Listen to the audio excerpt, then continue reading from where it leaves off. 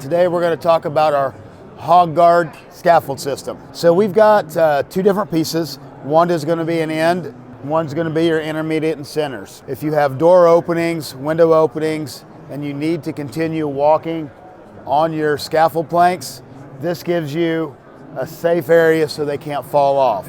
They install really quickly, so if you have an end that you need to block, this sets on your scaffold plank, slides over. There's a barrel clip that you pull. Now it's locked in where it can't move. You will do the same thing with your intermediates. And now to keep everything secure, you slide your 2x4s through.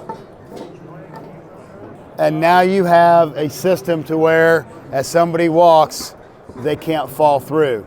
And if you need to go farther, it's really nice because as you grab a next one, you can just continue to put your 2x4s in and make a nice long length for whatever is required on your project.